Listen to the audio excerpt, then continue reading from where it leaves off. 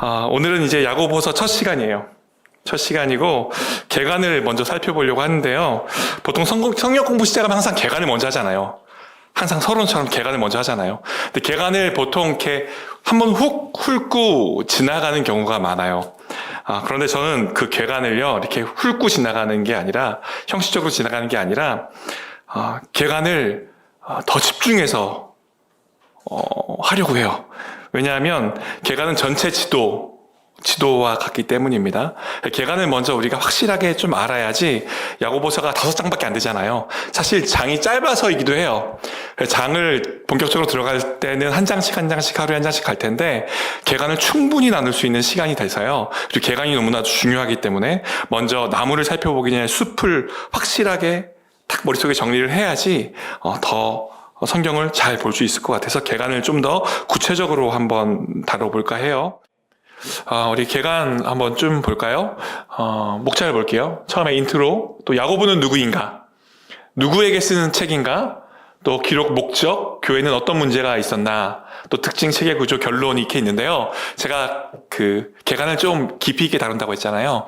오늘은 아마도 다 하면 좋은데 아마도 시간을 계산해보니 인트로부터 교회에는 어떤 문제가 있었나까지 살펴볼 수 있지 않을까 생각됩니다. 가능하면 다 하고요. 쭉 지나가 보겠습니다. 오늘 야고보서는 여러분 한 번 정도 들어보셨죠? 잠언, 신약의 잠언이다 라고 불리고 있어요. 이유는 그 내용과 형식이요, 구약 성경의 그 잠언처럼요, 그리스도인들의 어떤 실제적인 삶을 위한 지침들이 많기 때문이에요. 그래서 살펴보면 알겠지만 무엇 해라 이런 표현이 굉장히 많이 나옵니다. 그런데 그 주옥 같은 말씀이 잠언에 굉장히 많아요. 5장밖에 안 되는데도 불구하고요. 우리가 아는 말씀도 많고 주옥 같은 말씀이 많음에도 불구하고 역사적으로 정말 논란이 많은 성경 중에 하나예요. 이유는요, 우리 야고보서 2장 24절 말씀 같이 한번 읽어볼까요? 앞에 있어요. 같이 한번 읽겠습니다. 참고로 강의안이요, 개관 다룰 때는요, 내용을 정리한 내용이라서 강의 순서대로 안 갈 수 있어요. 전체 개관을 정리한 내용이라고 생각하시면 되고요. 다음 주부터 개관을 마무리하고, 그리고 한 장 한 장씩 살펴보면서, 구절 살펴보면서 나갈 텐데, 그때는, 그 내용의 흐름대로 쭉 가니까요. 오늘은 그냥 참고용으로 강의안을 보시고요. 내일부터 강의안을 같이 보면서 질문과 함께 답을 찾아가면서 볼게요. 오늘은 PPT 위주로 좀 많이 보시면 강의 훨씬 도움이 될 것 같아요. 우리 2장 24절 말씀 같이 한번 읽어볼게요. 읽겠습니다. 행함으로 의롭다 하심을 받고 믿음으로만은 아니니라. 이 말씀 때문에 논란이 일어나게 됐어요. 무엇으로 의롭다함을 받는다고요? 행함으로. 읽었던 이 말씀이요, 루터로부터 이렇게 지푸라기와 같은 책이라는 폄하를 받게 돼요. 마틴 루터가 강조한 것은요, 이신칭의를 강조했어요. 즉, 믿음으로 의롭게 된다는 거죠. 오직 의인은 믿음으로 말미암아 살리라. 그런 입장을 가지고 있는데, 그런데 야고보서는요, 마틴 루터가 얼핏 보면 마틴 루터가 말한 그 입장과 상반되는 내용이라는 거죠. 그래서요, 마틴 루터가 이 책을 봤을 때 상당히 이런 책이 다 있어? 이런 생각이 드는 거죠. 야고보서는 요한복음, 바울의 어떤 로마서, 갈라디아서, 예배소서, 베드로전서와 비교해 볼 때 정말 지푸라기와 같은 서신이다라고 루터는 느꼈던 거예요. 그래서요, 종교개혁자 마틴 루터가 이 성경을 출판을 하는데요. 독일어로 된 성경이에요. 그런데 여기 독일어로 된 성경에요, 빠졌어요. 뭐가요? 야고보서를 빼버렸어요. 지푸라기와 같은 책, 그 안에는 복음이 없다라고 생각해서 성경을 빼버렸어요. 촉파네요. 당시 독일어로 번역된 건데요, 금소갈자가 막 발달되면서 이 성경이 급속도로 퍼지기 시작했어요. 그런데 이 번역을 할 때요, 독일어로 번역할 때 이런 일화가 있어요. 루터가 자기의 하인에게요, 독일어로 번역된 성경을 읽어주는 거예요. 그리고 이해가 되느냐 물어봐요. 이해가 안 됩니다. 다시 번역해. 또 하인한테 물어봐요. 다시 번역해서. 이해가 되느냐? 이해가 안 됩니다. 또 다시 번역해요. 그렇게 해서 하인이 이제는 이해가 됩니다 라고 말할 때까지 번역을 하는 거예요. 그러니까 이 번역본이 평민들에게 이해가 된다, 안 된다? 잘 된다. 그렇게 번역을 한 거죠. 그래서 모든 평민들이 읽게 되었다는 거예요. 그런데 그 초판에는요, 루터가 야고보서에서 말했다시피 신약 성경에서 야고보서를 제외해버렸어요. 그런데 전체 성경에는 들어갔죠, 결국엔요. 그런데 들어갔는데 보면 순서가 어디에 있어요? 거의 끝에 있어요. 근데 이 야고보서가 쓰여진 당시는요, 이 갈라디아서와 같은 비슷한 연대에 쓰여졌거든요. 근데 비슷한 연대에 쓰여졌음에도 불구하고 우선순위가 앞이 아니었던 거예요. 그래서 쭉 뒤로 밀려서 여기에 기록 연대는요, 보세요. AD 49년. 로마서 언제요? AD 55년. 오히려 야고보서가 로마서보다 더 일찍 쓰여졌어요. 그런데 순서는 성경 순서는 뒤에 기록되어 있다. 그만큼 중요하게 생각하지 않았다라는 거죠. 그래서 갈라디아서, 로마서와 같은 책들보다 그런 책들은 전진 배치시키고요. 야고보서는 뒤에다가 배치하죠. 이건 신학적인 이런 배경들이 있다고 생각하시면 돼요. 자, 그렇다면 야고보서는 정말 성령의 그 지푸라기 서신일까? 정말 지푸라기처럼 가치 없는 성경일까요? 아니요. 쓸모없는 책이라면요, 결국에는 성경에 포함이 안 됐겠죠. 네, 성경에 포함이 됐다는 것은 그만큼 가치가 있다는 거죠. 야고보서도요, 교회와 예수님을 위해서 정말로 필요한 책이에요. 왜냐하면 예수님을 닮아가는 것, 우리가 예수님을 닮아가는 것이 무엇인지를 분명하게 말해주고 있는 책이 야고보서이기 때문이에요. 자, 그렇다면 야고보는 누구인가? 예, 예수님 동생 맞아요. 근데 야고보가 성경에서 여러 나오죠. 우리 1장 1절을 같이 한번 읽어보려고 하는데요. 같이 한번 1장 1절을 같이 한번 읽어볼까요? 같이 읽겠습니다. PPT 있어요? 읽겠습니다. 하나님과 주 예수 그리스도의 종 야고보는 흩어져 있는 12지파에게 문안하노라. 네, 야고보는요, 야고보서 저자예요. 딱 나오죠. 하나님과 주 예수 그리스도의 종 야고보는 흩어져 있는 12지파에게 문안하노라. 야고보가 흩어져 있는 12지파에게 쓴 편지인데 야고보가 썼다고 여기 딱 이것만 봐도 알 수 있죠. 그렇습니다. 야고보는요, 이 성경 야고보서를 기록한 저자예요. 그런데 어떤 야고보냐가 문제죠. 아까 금연석 권사님 말씀하셨는데 예수님의 동생 맞아요. 근데 그 당시에 야고보라는 이름이요, 굉장히 흔해서요, 성경에도 야고보라는 사람이 많이 등장해요. 야고보 영어 이름이요, 제임스예요. 제임스.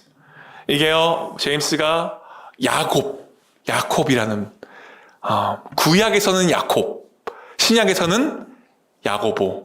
야곱과 야고보는 동일한 이름이에요.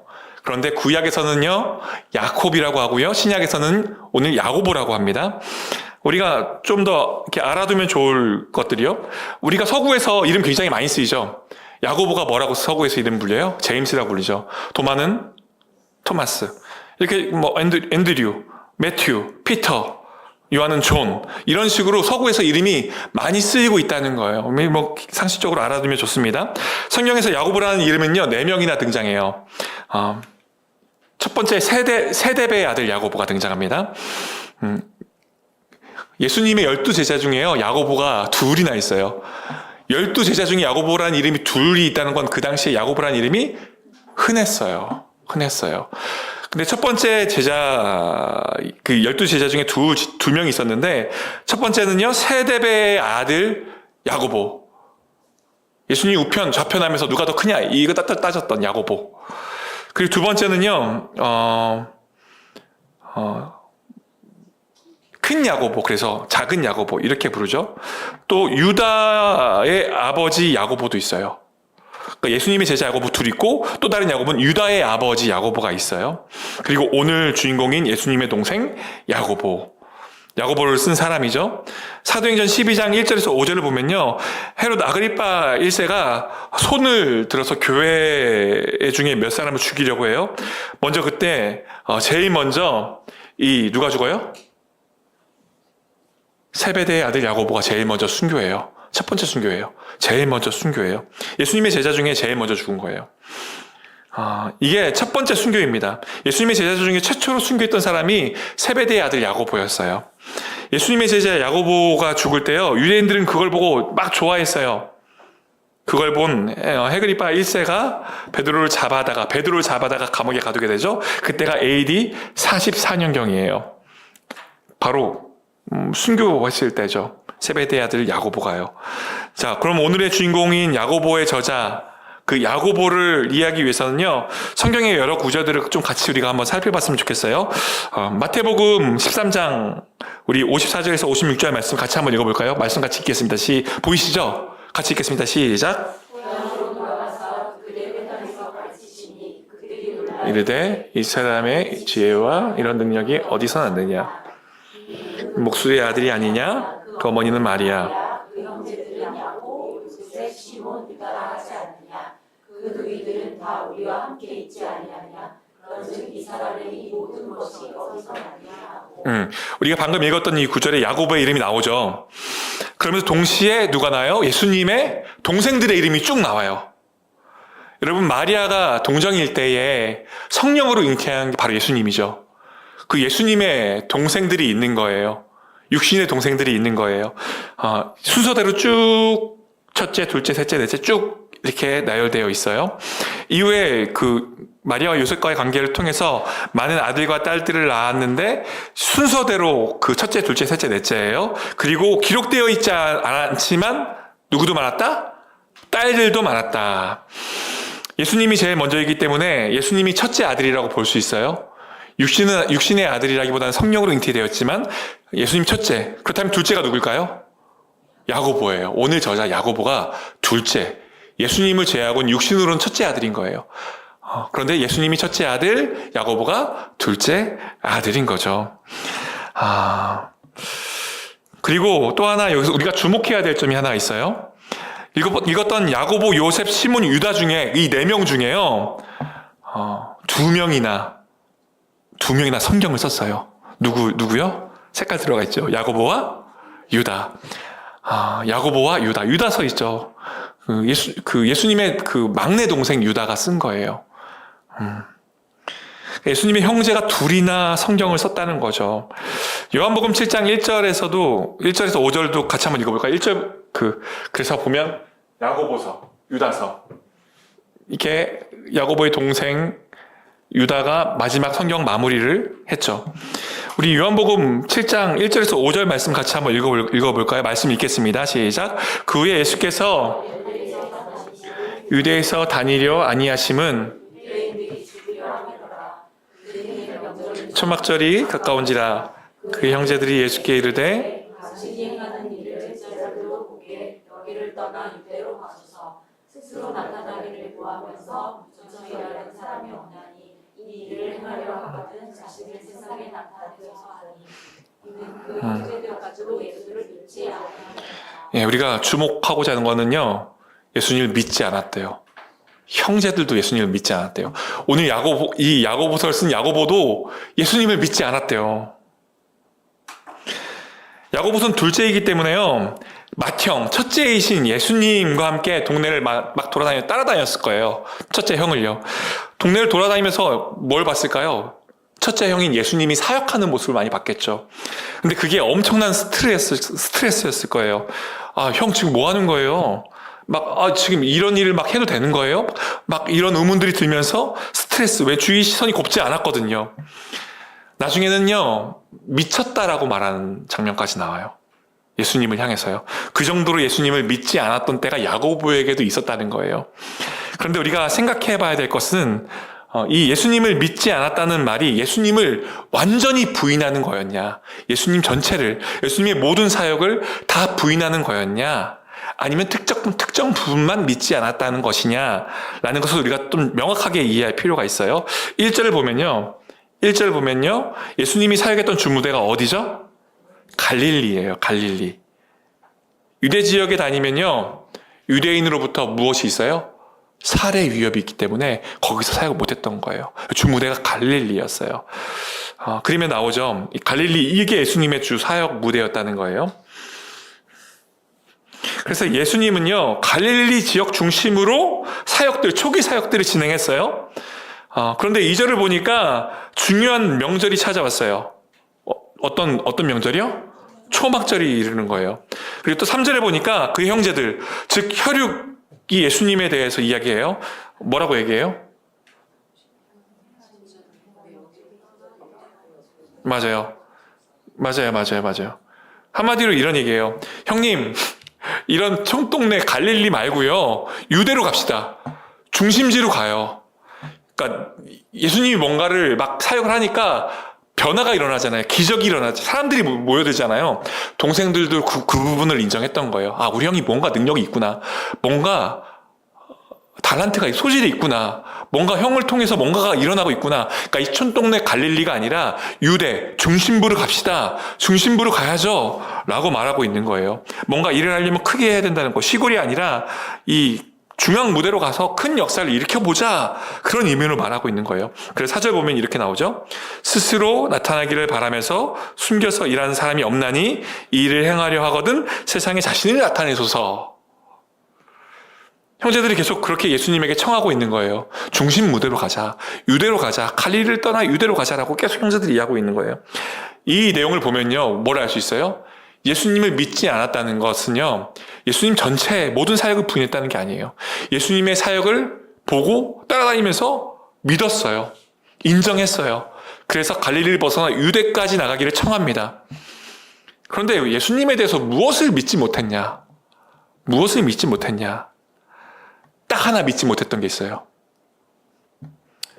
뭐냐면요. 구약에 예언되었던 메시아가 이 땅에 오셨다는 사실, 즉 우리 죄를 대속하기 위해서 반드시 죽으셔야 하는 분이라는 걸, 그게 예수님이라는 걸, 그게 내 형 예수님이라는 걸 믿지 못했다는 거예요.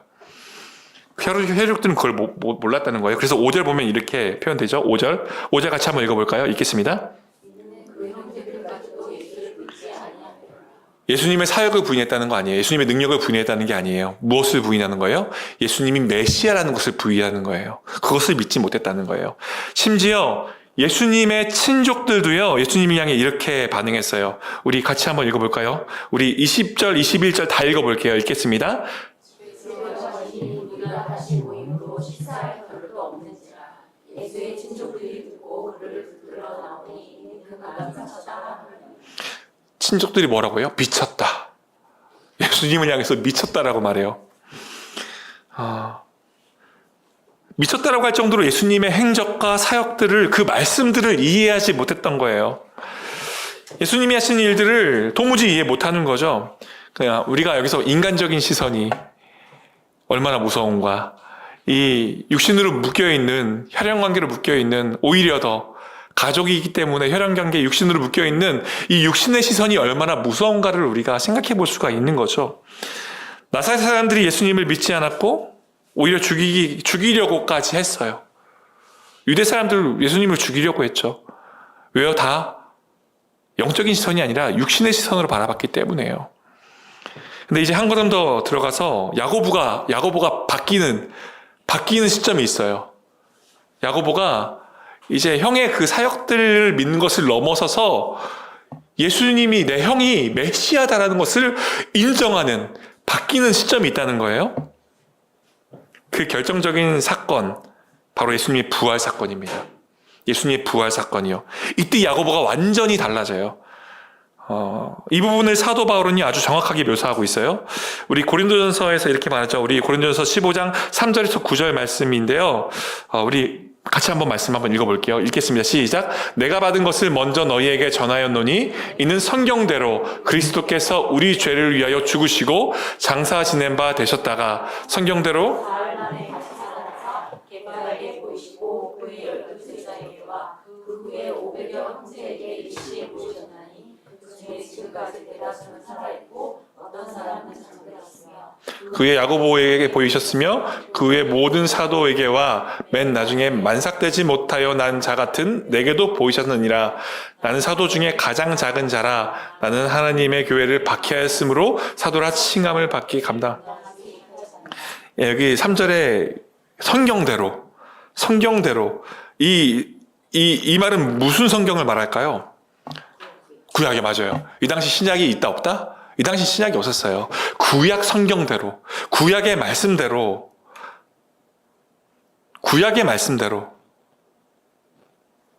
그러니까 한마디로 구약의 모든 이야기의 초점은요, 어디를 향하고 있다는 거예요?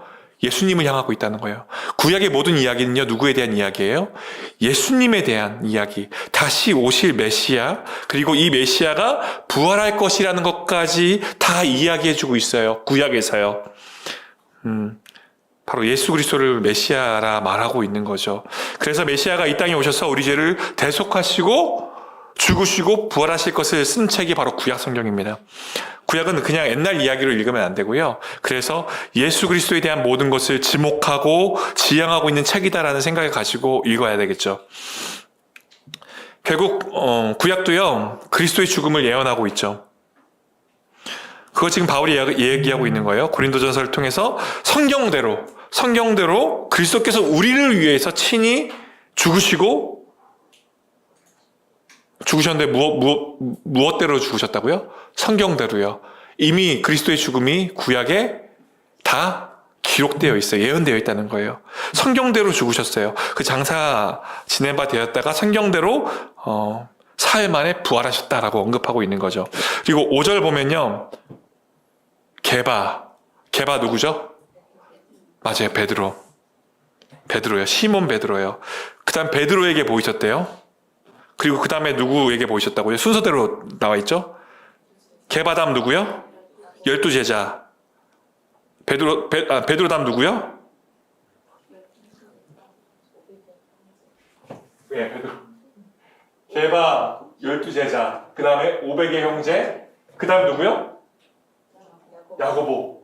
그 다음 누구요? 모든 사도에게와 맨 마지막 누구요? 만삭대진 누구죠? 본인 말하는 거죠. 바울 말하는 거죠. 성경대로 딱딱딱딱 구분돼서 예수님이 보이신 시점에 대해서 이야기하고 있어요. 먼저 게바에게 모였고 그 다음에 12제자 그리고 500여 형제 대다수 살아있고 잠들었으며 그 다음 7절에 야고보 독대했다는 거예요. 그러니까 12제자에게 모였고 500인 무리 공동체 무리 만났지만 독대한 사람들이 있었어요. 그 독대한 사람 중에 한 명이 누구예요? 야고보예요. 예수님의 첫 번째 동생이죠. 게바도 독대한 거죠. 1대1로 만난 거예요. 게바와 야고보. 그리고 나중에 만삭되지 못한 나에게도 바울에게도 나타났다는 거예요. 그래서 바울이 자기 자신을 사도라고 부른 이유기도 하죠.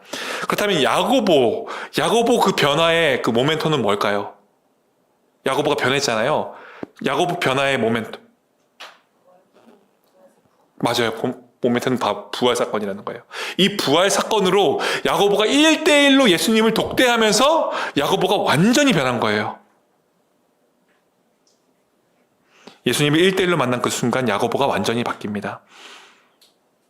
야고보가 부활하신 예수님을 1대1로 만났다. 바로 이게 야고보가 완전하게 변화되는 시점이에요. 이때 예수님이 잡혀갔을 때, 십자가에 돌아갔을 때 제자들이 어떻게 했어요? 다 도망갔어요. 그림처럼요. 예수님이 십자가에 달리는 순간 다 도망갔어요. 뿔뿔이 흩어졌어요. 근데 예수님이 십자가에 달릴 때도 제자들이 다 없었죠. 다 도망갔죠. 그런데 이후에 제자들이 어떻게 해요? 죽기까지, 순교하기까지 복음을 전해요. 예수님의 부활을 증언해요. 어떻게 그런 변화가 일어났을까요? 바로 부활 사건이라는 거예요. 부활하신 예수님을 만난 뒤에 야고보가 변한 것처럼 제자들도 다 변했다는 거예요. 부활하신 예수님을 만난 뒤에 죽음마저도 두려워하지 않고 복음을 위해 생명을 바쳤다는 거죠. 바로 예수님 부활을 경험한 뒤에. 그렇다면 사도란 무엇인가? 맨 마지막에 만삭되지 못한 나에게도 사도 바울이 자기 신을 사도라고 말하면서 그렇게 고백하죠. 나에게도 나타났다. 사도는요, 예수님 만난 사람이에요. 한마디로.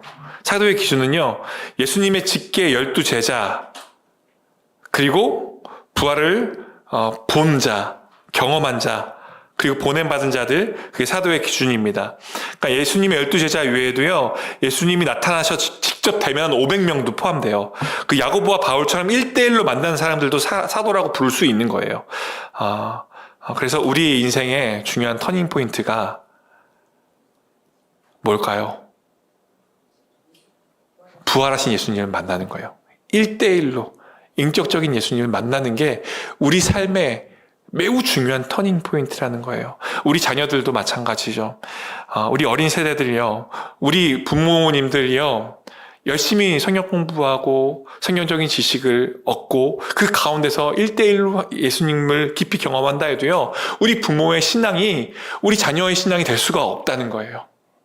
흘러갈 수 있고 영향을 미칠 수 있지만 변화는요, 직접적인 만남을 통해서 일어난다는 것입니다. 우리가 대형교회에 다니고요, 아주 유명한 목사님들의 설교를 듣고요, 아주 열정적인 찬양팀과 같이 뜨겁게 예배하면 나도 막 은혜를 받은 것 같고, 유명한 목사님들의 설교를 들으면 나도 뭔가 변화되는 것 같고, 그 분위기에 휩싸여서 뭔가 변화가 일어나는 것 같지만, 하지만 1대1 만남, 인격적인 만남이 없으면요, 변화는 일어나지 않는다는 거예요. 야고보는요, 예수님과 그 부활의 사건을 통해서 1대1 만남을 경험하고요, 이제 예수님을요, 형이라고 말하지 않아요. 더 이상. 이렇게 말해요. 하나님과 주 예수 그리스도의 종이라고 말해요. 종. 성경에 네, 형이라고 쓸 수 있잖아요. 형이잖아요. 야고보의 형이잖아요. 팩트잖아요. 거짓말하는 거 아니잖아요. 그런데 그렇게 기록하지 않아요. 뭐라고 기록해요? 예수 그리스도의 종이라고 자신을 표현합니다. 지금도 그렇지만요, 이 당시는요, 혈육 관계가 굉장히 중요했어요. 유대 사회에서 굉장히 중요한 게 혈육 관계였어요. 나 예수님의 동생이야 하면 끝나는 거예요. 내 형이 누군지 알아? 예수님이야 하면 끝나는 거예요. 더 부연 설명이 필요 없어요. 그런데 그러지 않았어요. 종이라고 말합니다. 야고보는요, 자신의 종이라고 말해요. 예수님을 진짜 만났기 때문에, 변화가 일어났기 때문에 이렇게 고백할 수 있는 거죠. 만약에 변화가 일어나지 않았으면 내 형이라고 성경이 쓰여지지도, 야고보서가 기록되지도 않았겠죠. 변화가 없었으면요. 예수님 만났기 때문에 이런 고백이 일어나는 것입니다. 야고보는 오순절 성령 강림을 기다리는 순간에도 야고보의 그 변화가 일어나게 되죠. 같이 한번 읽어볼까요? 사도행전 1장 14절 같이 읽어보겠습니다. 읽겠습니다. 시작. 여자들과 예수의 어머니 마리아와 예수의 아우들과 더불어 마음을 같이하여 오직 기도에 힘쓰다. 이때 어떤 사건이, 유명한 사건, 성령 강림 사건이죠. 성령을 받죠. 각자 방언을 말하죠. 그렇죠. 이때부터 흩어져서 복음을 전하는 놀라운 하나님의 나라가 확장되는 일들이 이때를 기점으로 일어나는 거죠. 성령을 받잖아요. 근데 여기에 누가 있었어요? 야고보도 있었다는 거예요. 예수의 아우들. 여기에 야고보도 있었다는 거예요. 야고보는요, 부활하신 예수님을 만나면서 완전히 변화되고요, 그 이후에 성령을 받습니다. 성령을 받아요. 그 이후에 또 몇 가지 중요한 사건들이 있는데요. 첫째가 야고보에게 중요한 사건이 사도 바울과 만남이 굉장히 중요한 사건이에요. 야고보는요, 사도 바울을 따뜻하게 맞아준 사람이 이렇게 많이 없어요. 사도 바울을 따뜻하게 맞아주기가 쉽지가 않아요. 왜요? 박해하던 사람이기 때문에. 그런데 그 몇 안 되는 따뜻하게 맞아준 세 사람 중에 한 명이에요. 그 세 사람이 누구냐? 야고보 속해 있겠죠? 또 바나바, 한 명 더, 베드로, 바나바, 야고보는요, 사도 바울을 따뜻하게 맞아줬어요. 그 당시 사도 바울을요, 그 당시 사람들은요, 뭐라고 생각했을까요? 스파이 아니야? 이중첩자 아니야? 이렇게 회심한 듯 다가와서 우리를 싹 모아가지고 한 번에 잡아 넣으려고 하는 속셈 아니야? 라는 생각을 다 가지고 있었다는 거죠. 그래서 야고보가 바울을 소개해줘요. 보면요. 한번 읽어볼까요? 갈라디아서 보면요, 그 내용이 나오죠.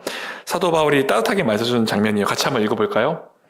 나보다 먼저 사도된 자들을 만나려고 예루살렘으로 가지 아니하고 아라비아로 갔다가 다시 다메섹으로 돌아갔는가. 그후 3년 만에 내가 게바를 방문하려고 예루살렘에 올라가서 그와 함께 15일을 머무는구나. 주의 형제 야고보에게 다른 사도들을 묻지 못하였다.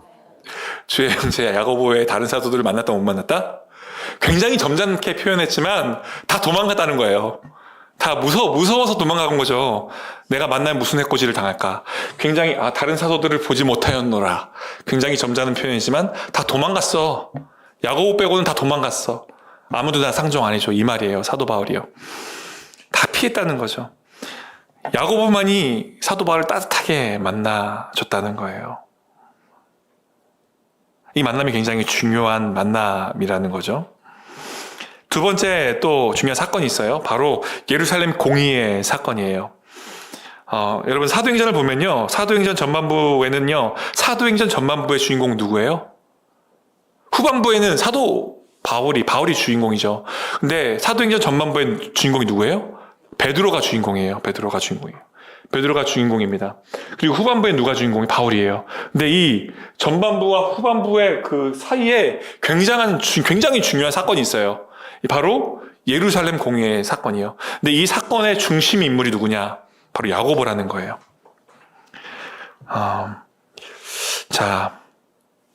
이 전반부와 후반부를 연결해주는 이 브릿지 같은 사건.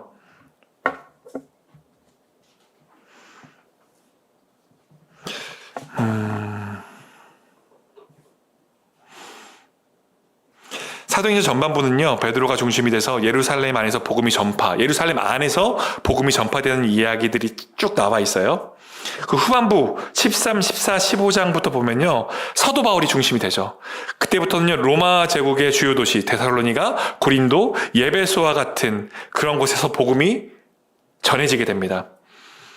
말하자면 복음으로 그 도시들을 초토화시키는 거예요. 복음으로 그 도시들을 바꿔가기 시작하는 거죠. 그런데 말씀드렸다시피 이 사건이요, 그 후반부를 연결해주는, 전반부와 후반부를 연결해주는 중심적인 사건이에요. 이 사건이 없었으면요, 이 후반부의 사건이 일어날 수가 없었던 중요했던 사건이라는 거예요. 자, 15장에 보면 예루살렘 공의의 사건에 대해서 얘기를 하자면요. 초대교회 지도자였던 베드로 그리고 사도 바울이 연결되는 그 사건인데요. 사도 바울이 바나바와 함께 1차 선교여행을 갈라디아 지방을 순회하면서 복음을 전했어요. 그리고 전도를 하고 난 뒤에 이상한 사람들이 어떤 이상한 사람들이 나타났냐.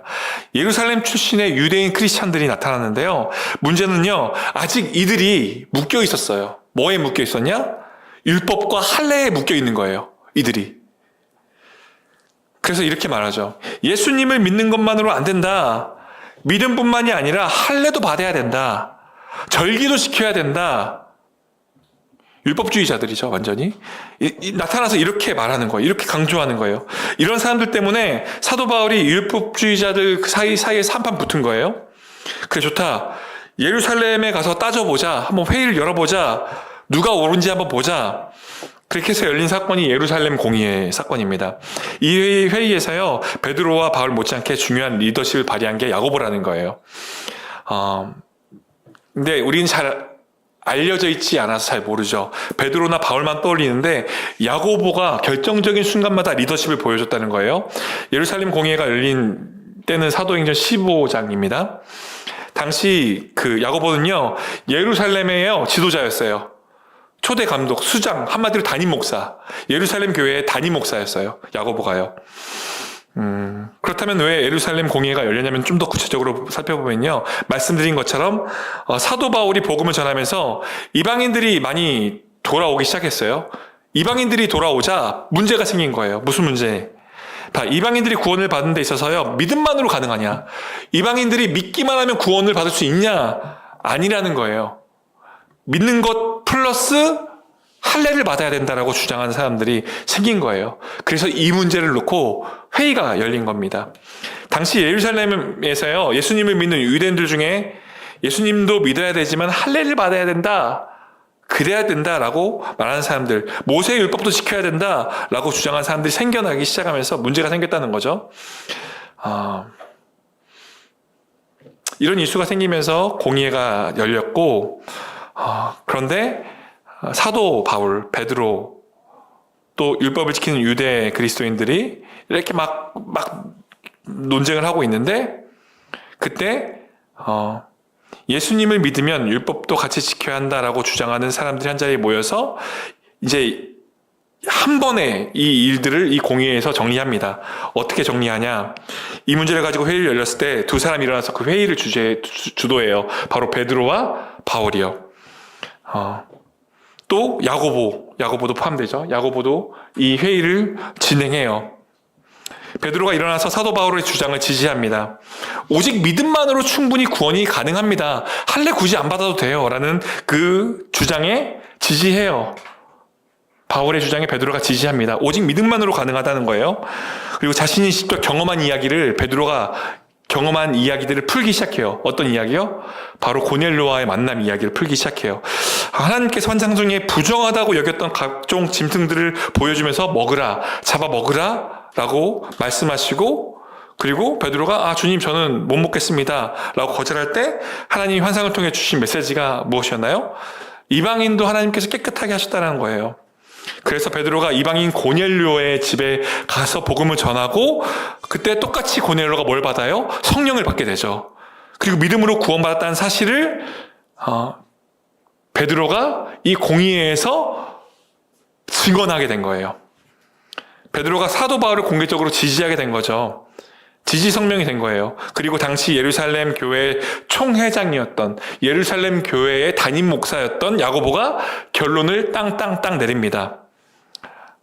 복음에 행위를 더하는 것을 거부한다. 복음 외에 행위를 더하는 것을 거부한다. 한마디로 사도 바울과 베드로의 뜻을 지지하는 거죠. 오직 예수, 오직 믿음이라는 거예요.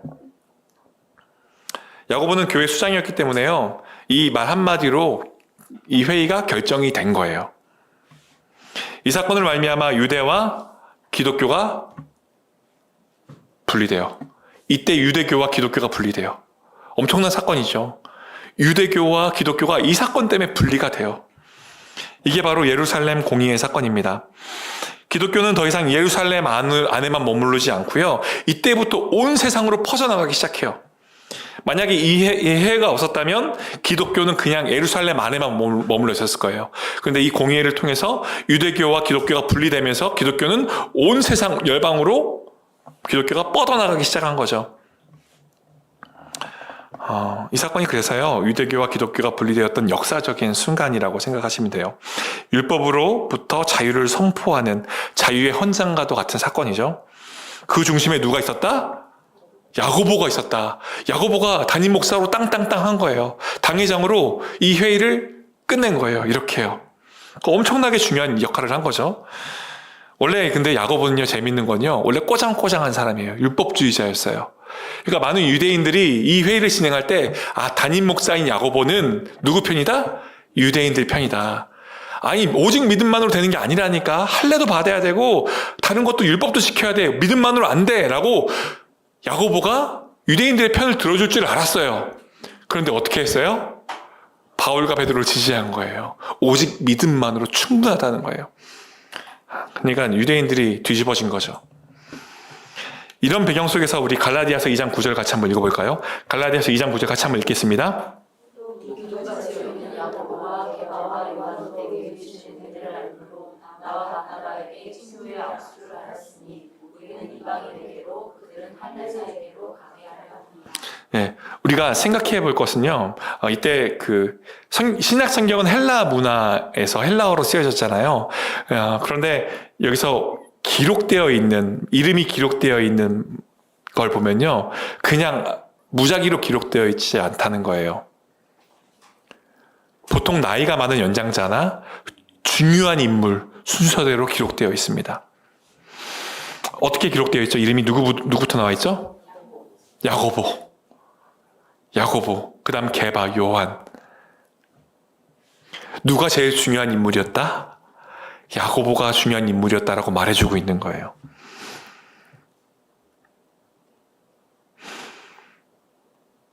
성경을 읽을 때요, 신약 성경을 읽을 때 이름 순서가 이렇게 쭉 나오면 이 사람은 나이가 가장 많거나 혹은 중요한 인물이다라고 염두해 주시고 읽어도 틀리지 않습니다. 또 야고보의 중요한 점은요, 바로 순교예요. 야고보의 순교는 요세푸스 기록에서도 알 수 있어요. 야고보는 그리스도를 전했다는 제목으로 유대인들에 의해서 비참하게 죽임을 당합니다. 여러 가지가 있는데 어떻게 죽었냐, 야고보가 어떻게 죽었냐의 여러 가지의 이야기들이 썰들이 있어요. 네, 돌에 맞아 죽었다. 또 어떤 사람은 성전 꼭대기에서 밀어서 떨어뜨려 죽었다. 낙상 떨어뜨려서 죽었다. 그리고 또 이거 두 개 짬뽕된 이야기도 있어요. 성전에서 밀었는데 떨어졌는데 죽지 않았으니까 돌로 쳤다. 이런 이야기도 있어요. 여러 가지 전승들이 내려와요. 그런데 중요한 건 그가 마지막으로 죽으면서 이런 기도를 했다는 거예요. 어떤 기도 한번 읽어볼까요? 시작. 하나님 아버지, 저희 죄를 사하여 주옵소서. 어디서 많이 들어본 말씀이죠. 예수님이 십자가에 달리셨을 때 했던 그 말을 야고보가 동일한, 자기 형이 십자가에 달려 예수님이 돌아가실 때 하셨던 말씀을 동생인 야고보가 똑같이 고백하고 있는 거예요. 그래서 야고보는요, 믿음이 행위로 표현되어야 된다고 말하고 있는 거예요. 봤으니까 자신의 형이 어떻게 사역을 했고 십자가에 달려서 마지막까지 어떤 고백을 하면서 십자가에 달려 죽으셨는지를 야고보는 봤으니까 믿음이 행위로 표현되어져야 된다라고 그 진리를 몸소 깨달은 거죠. 그렇게 막 강조하고 있는 거예요. 왜냐하면 정말로 예수님 자신의 형이, 예수님이 십자가에서 자신의 몸을 찢고 죽으심으로 행함으로 보여줬기 때문에, 그것을 가장 가까운 곳에서 목격한 사람이 바로 야고보기 때문에, 그래서 야고보는요, 믿음의 행함이 있어야 한다고 강조한 거예요. 예수님이 이렇게 고백한 것을 가장 가까이서 봤기 때문에 믿음은 행위로 표현되어야 된다고 말하고 있는 것이죠. 또 여러분, 저들의 죄를 탓하지 말라는 고백하면 또 누가 떠오르나요? 스데반 떠오르죠. 스데반도 죽어가면서 같은 말을 했어요. 주여, 이 죄를 저들에게 돌리지 마십시오. 야고보의 기도는 스데반의 기도를 떠오르게 합니다. 재밌는 건요, 야고보가 AD 69년에 순교했다는 기록이에요. AD 69년에 순교했어요. 그리고 그 다음 해 AD 70년에 로마의 디투스 장군에 의해서 예루살렘이 멸망합니다. 바로 그 다음에 야고보가 순교한 그 바로 다음 해에 예루살렘이 멸망해요. 로마의 디투스 장군에 의해서요. 마지막까지 예루살렘 교회를 지키려 했던 이 지도자 야고보가 유대인들에 의해서 돌맞아 죽고 난 뒤에 하나님께서 예루살렘을 심판했다라고 요세푸스는 해석합니다. 세 번째, 야고보서는 누구에게 썼는가? 그럼 이 편지는, 야고보서는 누구에게 썼는가? 즉 수신자를 우리가 알아야겠죠. 예수님의 동생 야고보는요, 예수님 부활 이후로 완전히 변화됐어요. 그리고 오순절 이후로 성령을 받았어요. 더 뜨거워졌어요. 그리고 예루살렘 교회의 수장으로, 담임 목사로 공의회 때 굉장히 중요한 결정도 내렸어요. 우리는 이런 내용들을 살펴봤으면 이 시기에 무슨 일이 있었을까? 누구에게 이 야고보서를 썼을까? 스데반의 순교가 일어나면서요, 그리스도인들이 흩어졌어요. 사방으로 흩어졌어요. 왜냐하면 거의 시발점이었기 때문에요. 스데반의 순교는요, 그리스도인들을 핍박하는 거의 시발점이었어요. 본격적으로 핍박하기 시작한 거예요. 그러니까 다 도망가죠. 여기저기로 막 흩어져서 도망간 거예요. 그 당시 사람들은요, 모두 야고보를 잘 알고 있었어요. 그래서 야고보를 믿고 따랐어요.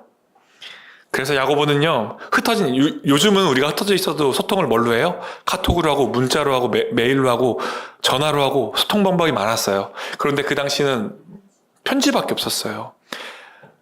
믿고 따르던 담임 목사와, 믿고 따르던 예루살렘 교회 담임 목사와 흩어진 성도들과 뭘로 소통할 수 있다? 편지밖에 소통할 게 없었던 거예요.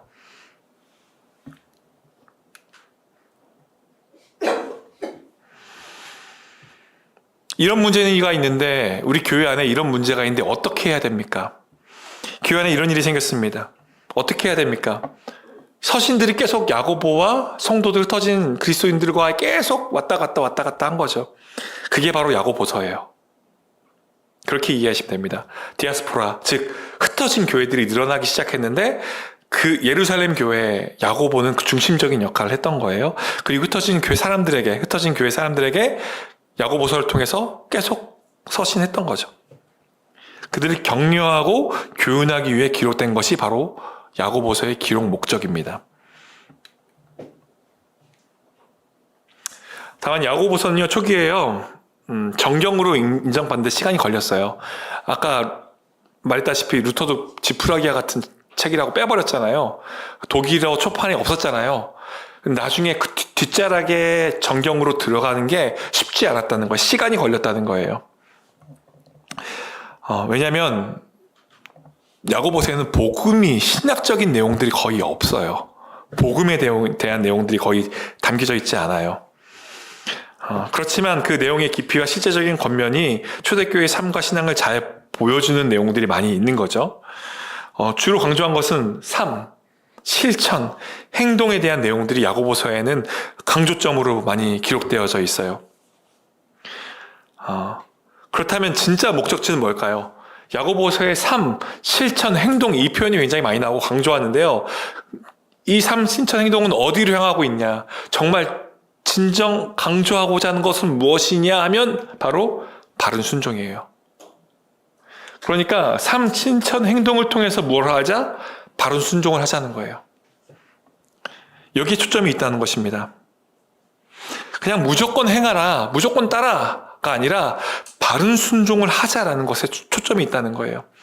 이 말씀 안에는 그 당시 독자들의 그 상황들이 담겨져 있어요. 이유를 좀 더 알기 위해서 본문으로 들어가 보면요, 교회 안에 문제들을 우리가 함께 살펴볼게요. 이 당시 교회에 어떤 문제들이 있었나? 말씀을 보면 이렇게 기록되어 있죠. 하나님과 주 예수 그리스도의 종 야고보는 흩어져 있는 12지파에 문안한다. 당시 예수님께서 승천하시기 전에 제자들에게 유언을 남겼죠. 어떤 유언을 남겼죠? 같이 한번 읽어볼게요. 시작. 생명을 너희에게 임하시면 너희가 권능을 받고 예루살렘과 유대와 사마리아와 땅 끝까지 이르러 내 증인이 되리라 하시니라. 맞아, 땅 끝까지 이르러 증인이 되라라는 지상대 명령을 하셨어요. 그리고 사도들은 그 이후에 정말 담대하게 복음을 전합니다.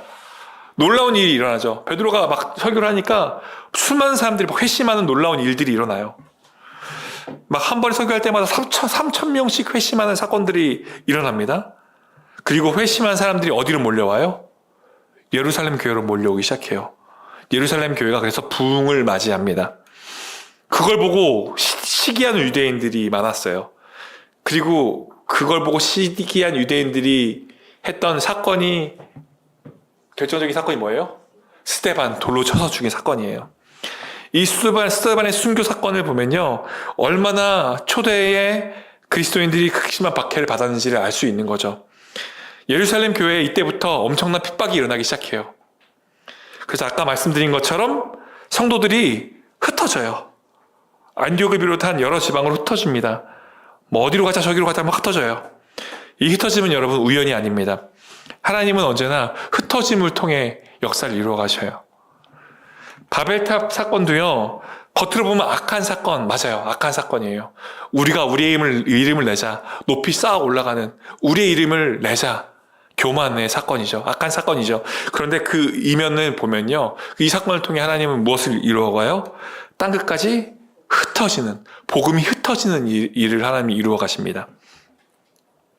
생육하고 번성하라, 땅에 충만하라. 바로 그 말씀이 흩어짐을 통해 이루어지는 거예요. 그래서 흩어진 그리스도인들은 처음에는 정말 열정적으로 복음을 전했습니다. 담대하게, 힘있게, 어디서든지 예수님을 증거했어요. 흩어진 모든 그리스도인들이요. 그런데 문제가 있어요. 이방 땅에 가서 복음을 전했을 때, 그것도 유대인 회당이 복음을 전할 때, 유대인 회당에서 복음을 전할 때가 이제 문제인 거죠. 유대인들이 복음을 받아들인다, 받아들이지 않는다? 안 받아들여요. 뭐라고 해요? 넌 이단이야. 저건 이단이다. 그럼 유대인들 입장에서는 이단 어떻게 해야 돼요? 돌로 쳐야 돼요. 돌로 쳐 죽여야 돼요. 이단이니까. 손깍질 하는 거죠. 겁을 당하고 박해를 받는 거예요. 그 상황이 어려웠던 거죠. 소가리를 많이 하는 거예요. 핍박받고 박해받고, 그리고 재정적으로 궁핍하고 어렵고. 그러면서 처음에는 열심히 복음을 전하던 사람들이 이런 핍박과 박해 속에서 왜 하나님이 우리를 도와주지 않지? 왜 우리는 늘 외면당하지? 불만과 회의가 생기기 시작하는 거죠. 기다려도 하나님이 응답이 느껴지지 않으니까 하나님에 대한 신뢰가 흔들리기 시작하는 거예요. 그러면서 영적인 침체와 재정적인 어려움 속에서 이런 불만들이 나오는 거죠. 이제 어떻게 살아야 되나? 우리는 어떻게 살아야 되나?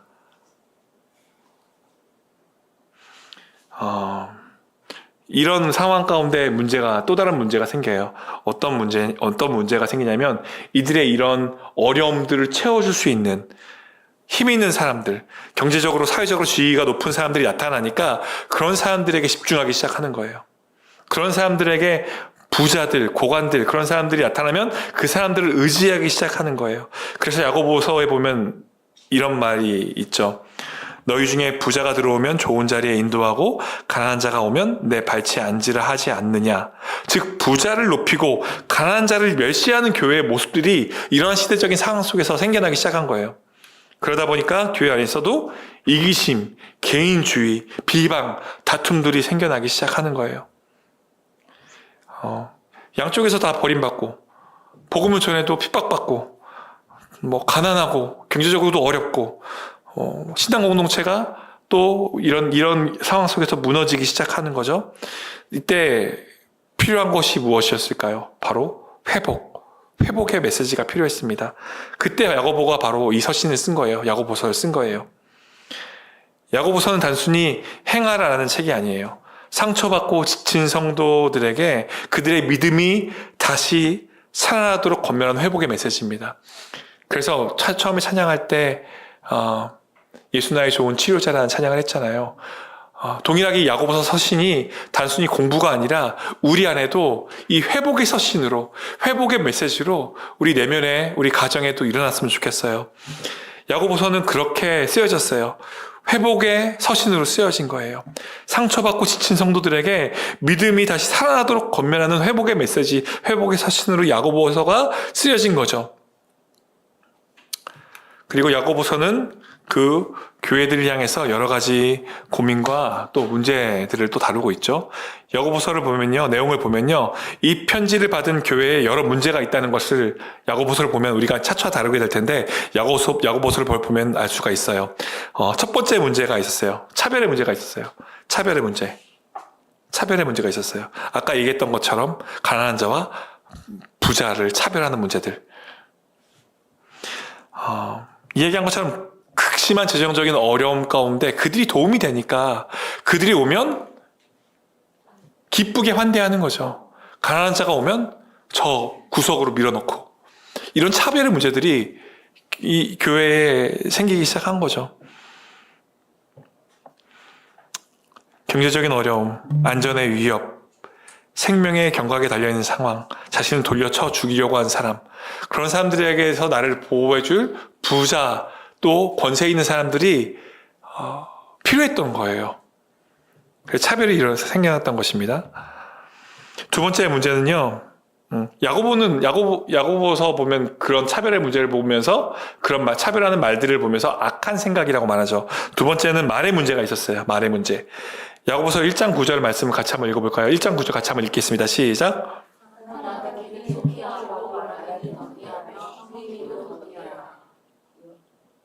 네. 어떤 교회들은요, 말 한마디로 불화가 일어나고 갈등이 생기죠. 말 한마디가 점점 커져서 교회가 갈라지는 일들도 있습니다. 야고보서는 이렇게 권면하죠. 듣기는 속히 하고 말하기는 더디하라. 말의 위력이 얼마나 큰지를 말해주는 거죠. 작은 불 하나가 산을 태워버리는 것처럼 우리 입에서 나오는 말 한마디가 공동체를 전체를 태워버릴 수 있다라는 거예요. 또 야고보는 이렇게 말합니다. 악독한 말은 쉬지 아니하는 악이요 죽이는 독이다. 강력한 표현이죠. 그만큼 말의 피해가 심각하다는 걸 경고하는 거예요. 8절 말씀 같이 한번 읽어볼까요? 8절 말씀이 곧 혀는 곧 불이요. 같이 읽어보겠습니다. 시작. 혀는 곧 산에 받기를 불사르니 하나님이 기득인 사람이 없나니 쉬지 아니하는 악기로 죽이는 일이 가득한 것이다.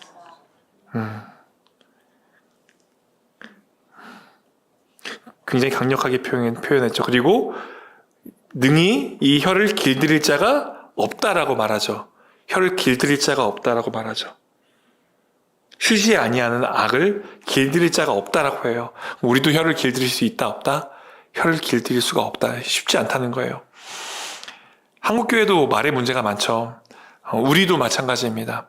지금 되게 중요한 시기를 지나고 있죠. 지나왔고요. 이대 담임 목사님을 선출하는 과정 가운데서도 굉장히 여러 말들이 돌았어요. 교회가 굉장히 진통을 겪고 있죠. 뿐만 아니라 각 부서 모임에서도, 목장 모임에서도 말로 인한 상처를 받기도 해요.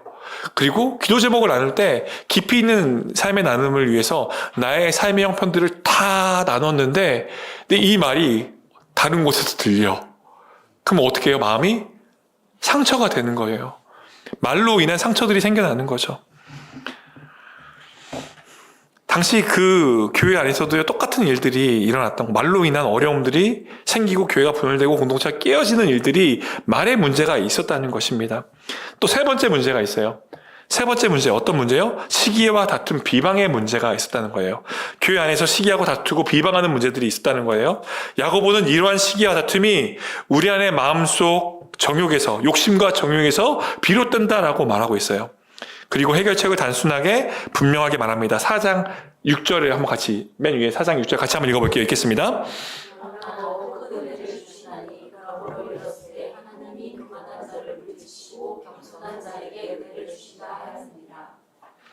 결국 답은 겸손입니다. 겸손이요. 겸손. 다른 사람들을 비방하는 문제도 심각하게 지적하죠. 다른 사람들을 은밀한 부분들을 발설하는 일, 그리고 근거 없이 비방하는 일, 이런 부분에 대해서 야고보 사도는 아주 심각하게 경고하고 있습니다. 비방하기 위해서는요, 뭔가 그 사람이 뭘 잘못했는지, 뭐가 맞는 말인지, 뭐가 틀린 말인지를 옳고 그름을 가려야 되잖아요. 그래야지 비방도 할 수 있는 거잖아요. 그런데 다른 사람의 행동을 율법에 비추어서 이건 맞아, 이건 틀려 라고 말하는 거는 누구의 자리에 앉는 거라고 말하죠? 재판관의 자리에 앉는 거라고 말해요. 재판관의 자리에 앉는 것. 그 진정한 재판관은 누구예요? 하나님이에요. 그렇다면 내가 옳고 그름을 판단하는 그 비방의 자리에 앉는 거는 내가 누구의 자리에 앉는다는 거예요? 하나님의 자리에 앉는다는 거예요.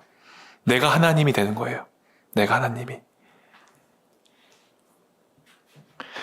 야고보서 4장 1절 12절 말씀 같이 한번 읽어보겠습니다. 시작. 형제들아 서로 비방하지 말라.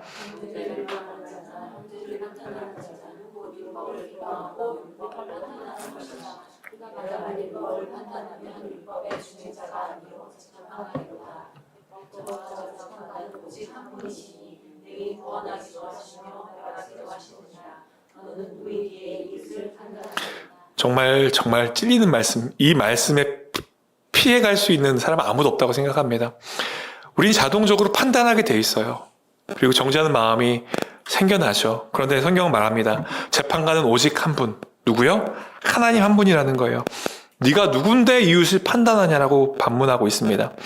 또 네 번째 문제가 있었어요. 네 번째 문제는 부자들의 문제예요.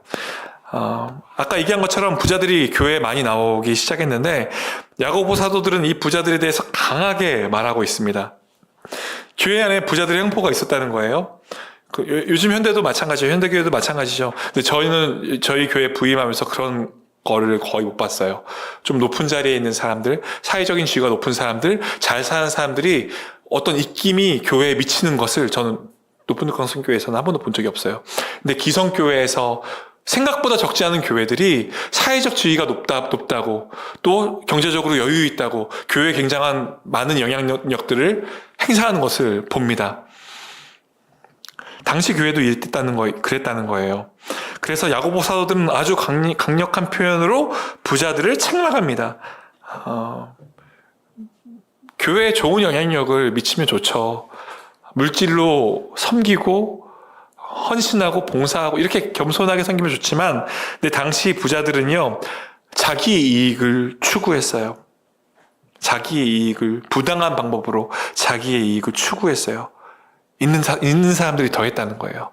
부자들이요. 여러분 구약에서도 이런 말씀 많이 들어봤죠. 선지서들, 예를 들어서 미가서 같은 데 보면요, 부자들이 굉장히 많이 책망받아요. 이런 말씀들이 나오죠. 공정하지 못한 저울과 추를 사용하지 말아라. 추를 속여서 무게를 더 재고 돈을 더 받으려는 행위, 이런 것들이 부자들이 악을 저지르는 대표적인 방법들이죠. 우리 5절 1절 말씀 같이 한번 읽어볼까요? 5절 1절 말씀 같이 한번 읽겠습니다. 시작. 그러나 거한 자들아 너희에게 임할 고세심으로 말미암아 울고 통곡하라.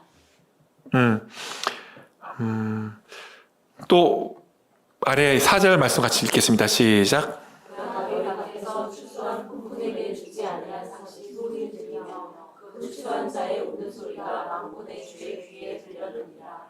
네. 교회 안에서뿐만 아니라 우리가 세상을 살아가면서도 마찬가지죠. 돈을 버는 방법, 돈을 다루는 방식, 이 모든 것이 하나님의 방법대로 되어야 됩니다. 그래서 저희 교회에서 늘 1년에 연 상반기 하반기 2번 하는 성경적 재정 교실이 있죠. 재정에 관한 것들을 다룹니다.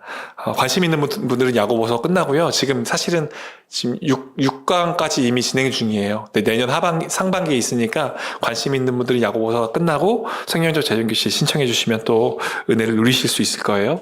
그리스도인들은 세상에서 정직하고 공의로운 방법으로 돈을 벌고 관리해야 된다는 거죠. 그래서 야고보는 단순히 교회이기만 하는 게 아니에요. 세상 속에서 어떻게 살아가야 되는가를 그리스도인으로서 삶 전체를 이야기하고 있는 것이죠. 이제 우리는 알 수가 있어요. 야고보서가 왜 그렇게 행함을 강조했는가를 알 수가 있죠. 차별, 악한 말, 시기와 다툼, 비방, 부자들의 횡포, 이런 현실적인 문제들이 너무나도 많았기 때문이에요. 야고보는요, 이 모든 사례를 들으면서 흩어져 있는 여러 교회들의 눈물과 신음, 고통을 알고 있었기 때문에 예수의 마음, 그리스도의 심정으로 이 야고보서를 보내는 거죠. 참된 믿음이 무엇인가? 너희가 말로만 믿는다고 하지 말고 그 믿음이 진짜인지 행함으로 그 믿음을 증명하라는 거예요. 행함으로 증명하라는 거예요. 저희가 시간이 10분 남았죠? 예. 그래서 마틴 루터가요, 처음에는 지푸라기와 같은 서신이다라고 해서 이거를 빼버리려고 하다가 집어넣은 거예요. 그만큼 행함만을 강조하는 것이 아니죠.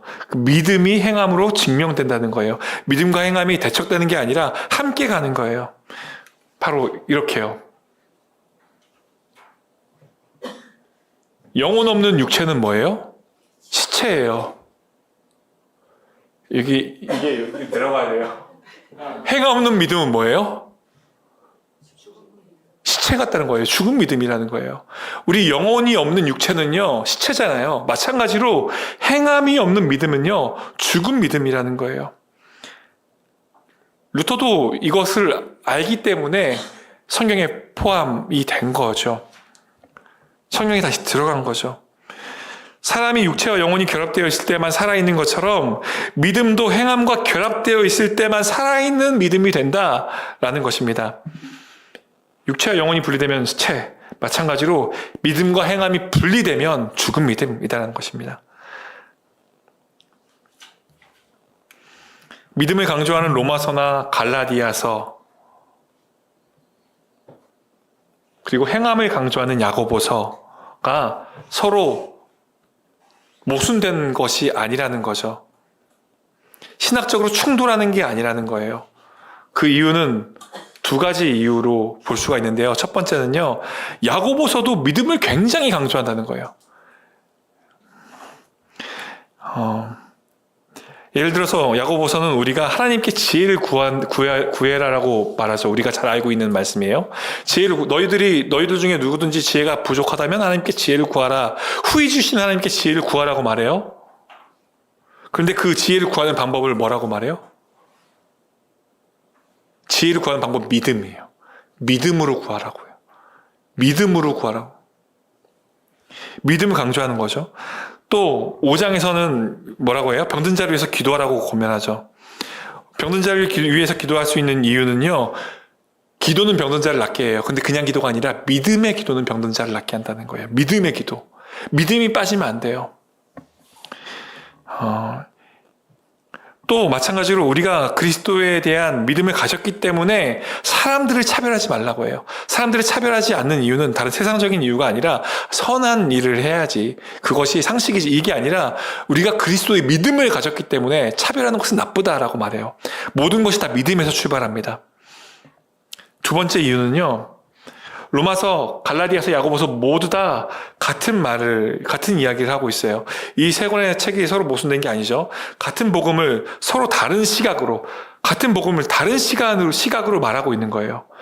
로마서, 갈라디아서, 야고보서가 대척하는 게 아니라 같은 복음을 말하고 있는데 시각이 다를 뿐이라는 거예요. 같이 한번 읽어보겠습니다. 갈라디아서 2장 16절 같이 한번 읽어볼게요. 읽겠습니다. 시작. 사람이 의롭게 되는 것은 율법의 행위로만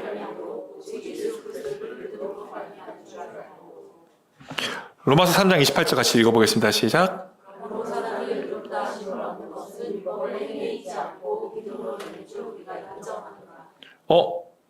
뭔가 부딪히는데? 부딪히죠? 완전히 대척하고 있잖아요. 뭔가 대치되는 거 아니야? 그렇게 생각이 돼요. 이것만 보면요. 근데 반면 야고보서 2장 24절을 같이 한 번 더 읽어볼까요? 읽겠습니다.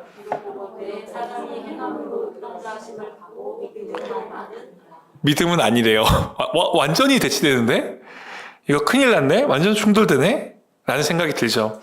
근데 이 말씀 한 구절만 보면 그래요. 그래서 말씀 한 구절만 보면 우린 말씀을 전체를 봐야 되죠. 자, 한 구절만 떼어보면 그렇지만 대척되는 것 같지만, 그렇지만 오해입니다. 성경은요, 항상 전체 문맥을 봐야 된다고 우리가 들어왔고 알고 있죠.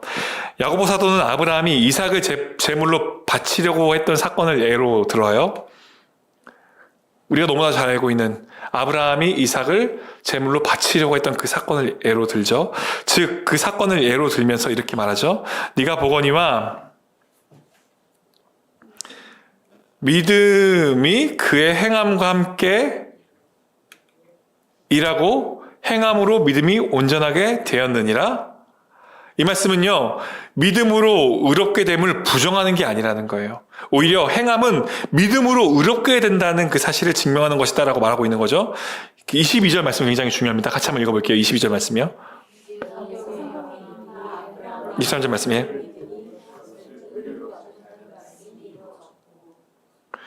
맞아요. 성경은요, 아브라함이 하나님을 믿으니 이것이 의로 여기셨다라는 말씀이 이루어졌다라고 이렇게 얘기하고 있죠. 여기서 핵심은요, 믿음이 먼저라는 거예요. 믿음이 먼저. 믿음이 먼저라는 거예요. 믿음이 있었기에 무엇이 나와요? 행함이 나와요. 믿지 않았으면 이 행함이 나왔다, 안 나왔다? 안 나왔어요. 믿으니 행함이 나왔다는 거예요. 즉, 행함이요, 믿음을 증명한 사건이에요. 야고보서는 이렇게 말하고 있는 거예요. 행함은 믿음을 증명하는 것이다. 행함이 없는 믿음은 죽은 믿음이다. 반면에 갈라디아서와 로마서에서 부정하고 있는 행함은요, 이 믿음이 동반되는 행함이 아니라요, 율법의 행위를 말하는 거예요. 율법의 행위. 믿음의 행위와 율법의 행위의 차이가 무엇이냐? 행위냐, 믿음이냐의 문제가 아니라 율법의 행위냐, 믿음의 행위냐라는 차이가 있는 거예요. 이 지금 행위가 믿음의 행위냐 아니면 율법의 행위냐, 이 차이가 있다는 거예요. 야고보서에서 지적하고 있는 여러 문제를 보면요, 오늘날 한국교회의 모습이 많이 드러나죠. 믿음의 행위는 없어지고 율법의 행위들이 많이 나타나고 있다는 거죠. 그래서 우리는 더더욱 야고보서의 말씀이 필요합니다. 우리에게는 믿음이 필요해요. 그리고 그 믿음을 증명하는 무엇이 필요하다고요? 행함이 필요해요. 근데 그 행함은 율법의 행함이 아니라 무슨 행함이요? 믿음의 행함이 필요하다는 거예요. 이 행함이 있는 믿음, 살아있는 믿음이 우리 안에 굳건해지길 소망합니다. 이제 시간이 되었어요. 이제 강의를 마치려고 해요. 첫날은요, 여기까지 살펴봤어요. 인트로, 야고보는 누구인가? 누구에게 쓴 책인가? 기록 목적? 교회에 어떤 문제가 있었나까지 살펴봤어요. 그리고 다음 주는요, 특징과 책의 구조 결론 길지 않아요. 이렇게 해서 서론을 개관을 좀 구체적으로 살펴보고요. 그 뒤로부터 구체적으로 살펴볼 수 있는 것은 야고보서는 5장이기 때문이에요. 그 뒤로부터 다음 주부터는 한 장씩 나갈 거예요. 이렇게 다음 주에 나갈 거예요. 5장 중에 한 장 나갈 거예요. 숙제가 있어요. 숙제는요, 1독인데 5장밖에 안 돼요. 겁내지 마세요. 짧아요. 우리 목표는 강의가 끝날 때는 우리가 최소 야고보서를 5독하자. 이번 주부터 성실하게 숙제를 해오시면요, 강의가 끝날 때쯤은 야고보서 5독, 우리 모두 5독합니다. 숙제는 5독 해오기. 그리고 다음 주부터는 그 개관을 마무리하고요. 지금처럼 내용이 방대하고 막 어렵지 않을 거예요. 가벼울 거예요. 그리고 문제를 같이 대화하면서 문제에 대한 답을 같이 찾아가면서 나눔 위주로, 그리고 설명 위주로 강의가 진행될 것입니다. 자, 야고보서 2장 22절 핵심 구절을 같이 한번 읽으면서 강의를 마치려고 해요. 같이 한번 읽으면서 강의를 마칠까요? 읽겠습니다. 믿음이 그의 행함과 함께 일하고 행함으로 믿음이 온전하게 되었느니라. 아멘. 제가 기도하고 강의 마치겠습니다. 하나님, 우리에게 행함이 필요한 때인 것 같습니다. 지식이 아니라 머리로만 아는, 지식으로만 대하는 하나님의 말씀이 아니라 하나님의 말씀이 우리 안에 행함으로 드러나길 소망합니다. 율법의 행함이 아니라 믿음의 행함으로 우리 삶 가운데 하나님의 말씀이 열매 맺게 하여 주옵소서. 첫날 강의를 마칩니다. 이제 마지막 6주차까지 달려갈 텐데 우리 안에 이 행함의, 그 믿음의 행함의 열매들이 우리 삶 가운데 맺혀지는 은혜가 있길 소망합니다. 주님, 은혜 더하여 주옵소서. 예수님 이름으로 기도드립니다. 아멘. 자, 수고하셨습니다.